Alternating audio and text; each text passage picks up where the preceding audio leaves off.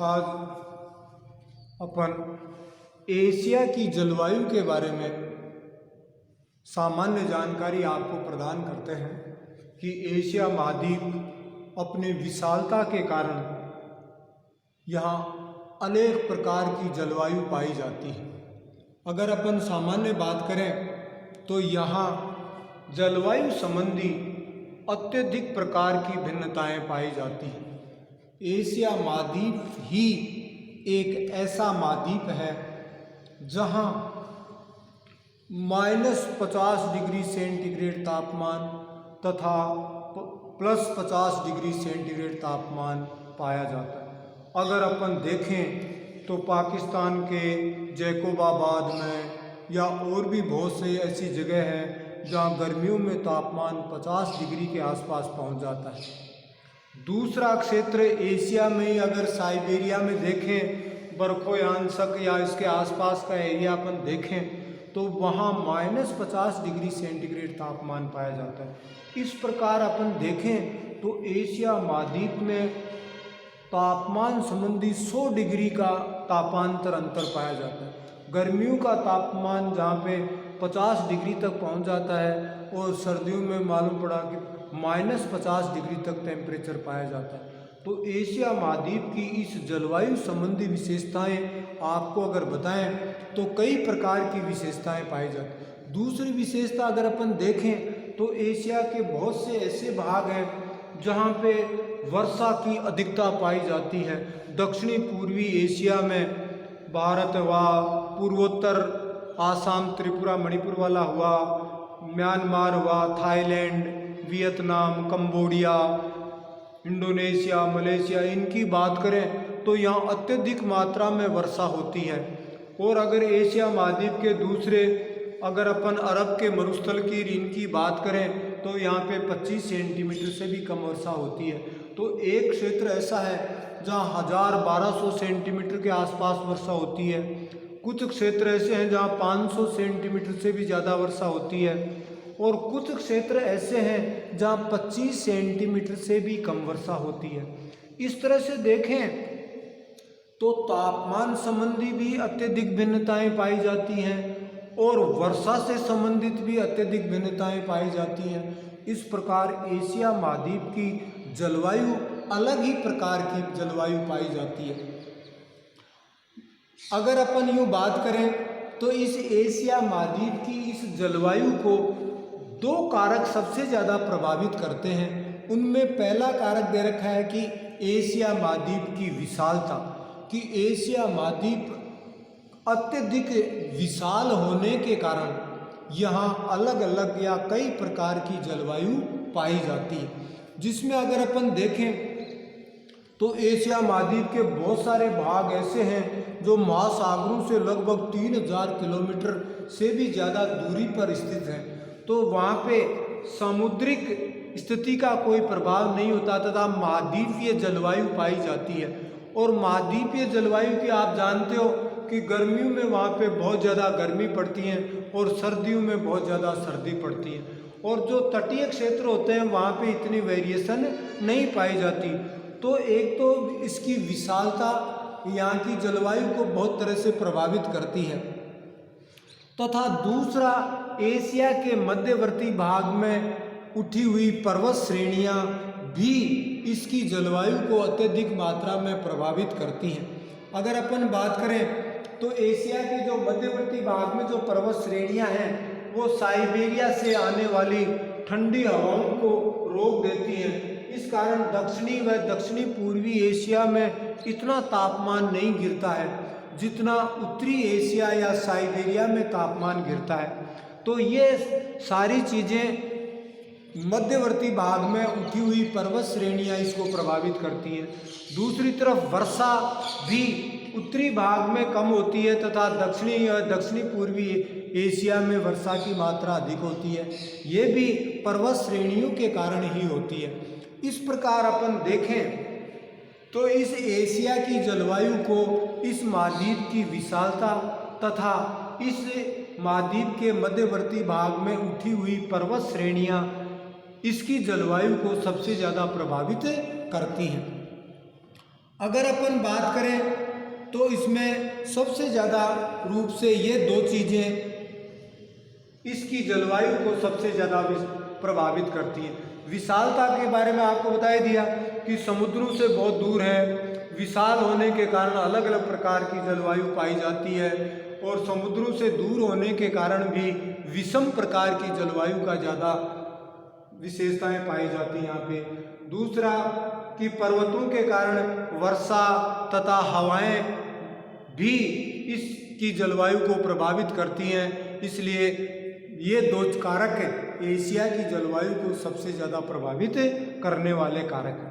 अगर अब हम बात करें आगे तो एशिया में जैसे ग्रीष्म ऋतु की जलवायु कैसी होगी या शीत ऋतु कैसी होगी, उनके बारे में अगर अपन बात करें तो एशिया महाद्वीप में ग्रीष्म ऋतु की दशाओं में अगर बात करें तो ये अप्रैल माह से प्रारंभ होने के बाद मार्च और अप्रैल में जो ही सूर्य उत्तरी गोलार्ध में सीधा चमकता है तो एशिया महाद्वीप में तापमान बढ़ने लग जाता है तथा कर्क रेखा इसके इधर से निकलने के कारण यहाँ तापमान ज़्यादा हो जाता है। और अगर अब बात करें तापमान की तो एशिया महाद्वीप में गर्मियों का तापमान 45 डिग्री के आसपास तक पहुँच जाता है तथा साइबेरिया या इसके दक्षिणी भाग में भी 10 डिग्री के आसपास तापमान पहुँच जाता है। तो ये ग्रीष्म ऋतु में एशिया महाद्वीप के दक्षिणी भाग में तापमान 50 से 45 डिग्री के आसपास तथा मध्यवर्ती भाग में लगभग 25 डिग्री के आसपास तथा साइबेरिया के दक्षिणी भाग में 10 डिग्री तथा उत्तर में और भी जाएं तो 0 या 5 डिग्री तक तापमान पाया जाता है। उसके अगर जैकोबाबाद एशिया महाद्वीप में जहाँ 50 डिग्री तापमान पाया जाता है। अगर अपन वायु दाब की बात करें तो गर्मी की ऋतु होने के कारण एशिया के मध्यवर्ती भाग में तापमान ज़्यादा हो जाता है और तापमान ज़्यादा होने के कारण यहाँ पे न्यून वायु दाब के केंद्र बन जाते हैं तथा लगभग 995 मिलीबार की समदाब रेखाएं जो भारत या मध्यवर्ती उत्तर प्रदेश के आसपास से निकलती हैं तथा एशिया के उत्तरी भाग में आर्कटिक महासागर भी उच्च दाब के केंद्र स्थापित हो जाते हैं। इस तरह से अगर अपन देखें तो एशिया महाद्वीप में गर्मियों में मध्यवर्ती भाग न्यून वायु दाब के केंद्र स्थापित हो जाते हैं तथा यहाँ पे हवाएं स्थलीय समुद्रों से स्थलीय भागों की ओर हवाएं चलने लग जाती हैं और ये समुद्रों से चलने के कारण इनका नाम ये मानसून मौसम के अनुसार चलती हैं इसलिए इनको मानसून कहते हैं तथा दक्षिणी पश्चिमी भाग से यूँ चलने के कारण दक्षिणी पश्चिमी मानसून का रूप धारण कर लेती हैं तथा दक्षिणी पश्चिमी मानसूनी हवाएं कहलाती हैं। और ये समुद्रों से आने के कारण ये हवाएं अत्यधिक मात्रा में वर्षा करती हैं तथा दक्षिणी पूर्वी एशिया, पूर्वोत्तर भारत, थाईलैंड, वियतनाम, कंबोडिया इनमें 1000 सेंटीमीटर से भी ज़्यादा वर्षा करती हैं। इसके अलावा दक्षिणी पूर्वी एशिया के अन्य भागों में भी 500 से 250 सेंटीमीटर के आसपास इन दक्षिणी पश्चिमी मानसूनों से वर्षा होती है।